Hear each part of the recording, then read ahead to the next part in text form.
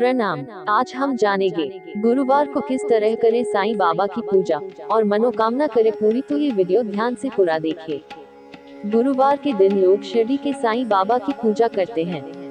मान्यता है कि गुरुवार के दिन व्रत करने से व्यक्ति की मनोकामनाएं पूरी हो जाती हैं। साईं बाबा की पूजा किसी भी धर्म के लोग कर सकते हैं। गुरुवार के दिन व्रत रखने वाले लोगों को साईं बाबा की विशेष कृपा मिलती है। गुरुवार के दिन साईं बाबा का व्रत किया जाता है और विधिपूर्वक उनकी आरती और कथा की जाती है। इससे साईं बाबा की कृपा हमेशा बनी रहती है। गुरुवार के दिन अगर आप भी साईं बाबा का व्रत करना चाहते हैं तो यह पूजन विधि ध्यान से जानें। गुरुवार के दिन ब्रह्म मुहूर्त में उठें, फिर नित्य कर्मों से निवृत्त होकर स्नान आदि करें, फिर साईं बाबा का ध्यान करें, व्रत का संकल्प लें। इसके बाद उनकी मूर्ति या तस्वीर को स्थापित करें, इस पर गंगा जल छिड़कें, मूर्ति पर पीला कपड़ा चढ़ाएं, साईं बाबा पर पुष्प, रोली और अक्षत अर्पित करें, धूप घी से साईं बाबा की आरती उतारें, फिर पीले फूल अर्पित करें और अक्षत व पीले फूल हाथ में रखकर उनकी कथा सुने। साईं बाबा को पीली मिठाई जैसे लड्डू का भोग लगाएं, फिर सभी प्रसाद बांट दें। अपने सामर्थ्य के अनुसार दान भी दें। तो जानते हैं व्रत किस तरह रखें। साईं बाबा के व्रत की संख्या 9 गुरुवार होनी चाहिए। इस दिन आप फलाहार कर सकते हैं, चाय फल आदि का सेवन किया जा सकता है।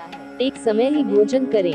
व्रत के दौरान अगर स्त्रियों को मासिक समस्या हो या फिर अगर किसी कारण के चलते व्रत नहीं पा रही हैं तो अगले गुरुवार को व्रत करें।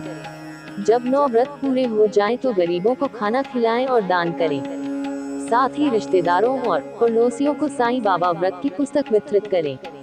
बता दें कि इनकी व्रत संख्या 5, 9, 11 या 21 हो सकती है।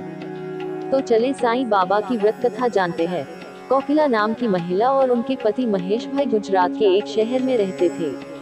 वे दोनों एक दूसरे के साथ प्रेम भाव से रहते थे, लेकिन महेश भाई का स्वभाव झगड़ालू था।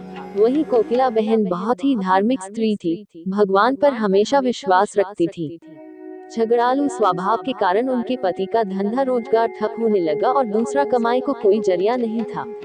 रोजगार ठप हो जाने की वजह से महेश भाई अब दिन भर घर पर ही रहने लगे और अब उन्होंने गलत राह पकड़ ली। खाली रहने के कारण उनका स्वभाव भी अधिक चिड़चिड़ा हो गया। एक दिन दोपहर का समय था। एक बुजुर्ग इंसान दरवाजे पर आकर खड़े हो गए और उन्होंने दाल चावल की मांग की।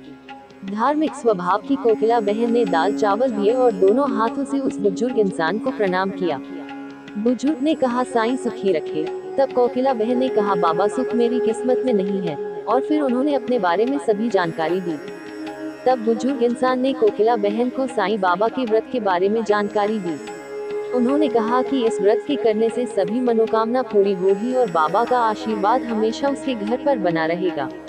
बुजुर्ग की बात मानकर कोकिला बहन ने 9 गुरुवार व्रत किया। जैसे बाबा ने बताया सभी कार्य किए। उसके थोड़े समय के बाद घर में सुख समृद्धि बढ़ गई। दोनों पति पत्नी सुख शांति से रहने लगे। उनका धंधा रोजगार फिर से चालू हो गया और महेश भाई का स्वभाव भी बदल गया।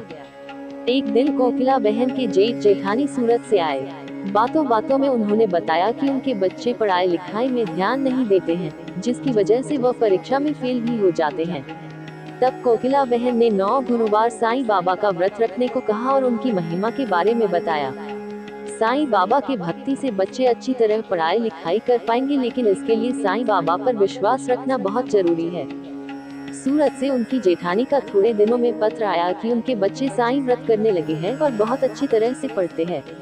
उन्होंने भी व्रत किया था और व्रत की किताबें जेठ के ऑफिस में दी थी। फिर एक के बाद ऐसे कई अद्भुत चमत्कार हुए। हे साईं बाबा, आप जैसे सभी लोगों पर प्रसन्न होते हैं, वैसे हम पर भी होना और अपना आशीर्वाद हमेशा बनाए रखना। तो आप भी इस तरह गुरुवार साईं बाबा का व्रत रखकर अपना जीवन बदल सकते हो। तो आपको ये वीडियो कैसा लगा जरूर कमेंट करें और वीडियो को लाइक करें और अपने दोस्तों में शेयर करके पुण्य कमाएं और चैनल को सब्सक्राइब करें। धन्यवाद।